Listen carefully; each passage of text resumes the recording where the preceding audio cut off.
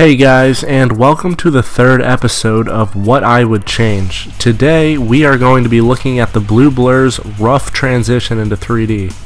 Yep, Sonic Adventure. More specifically, the GameCube port, also known as Sonic Adventure DX.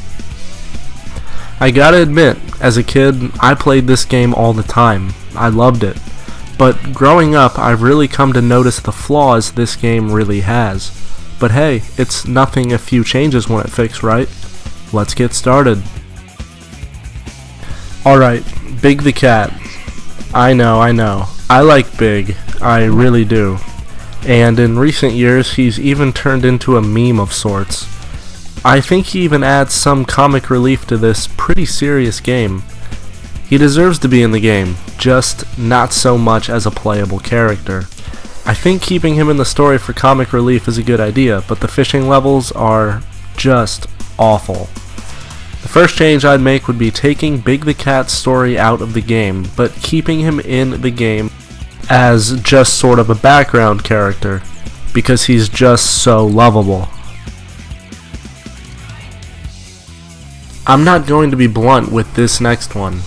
This game's cutscenes are the worst of any game I think I've ever played. The animations are absolutely atrocious. Watching the way some of these characters' faces move makes my own face hurt.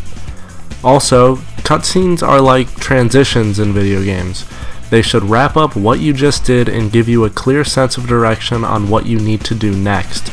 After so many of this game's cutscenes, I had not even the slightest clue on what I needed to do, and the pink ball didn't help much either. The second change I would make to this game would be a complete overhaul of the cutscenes. Delete what you have and rebuild them from scratch. Amy, like Big, I'm afraid, is gonna have to go too. She's more than welcome to stay as a non-playable character, but her levels running away from the stupid robot are terrible. These levels may even be worse than Big's, to be honest. The third change I would make would be to replace Amy's story with Tikal.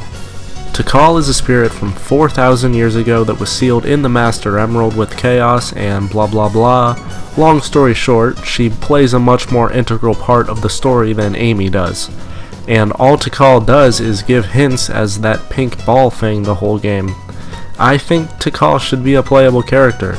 What her levels would be like and how she'd impact the story as a playable character is a toss-up. But hey, I think it'd be cool. This next change you might disagree with me on, but give me a chance to explain. I like the Sonic stages in this game, but what I like about them is the platforming, not the speed. In fact, this game does speed bad, really bad. When you're moving at top speed with Sonic, the slightest left or right input jolts him hard in that direction. It's extremely touchy.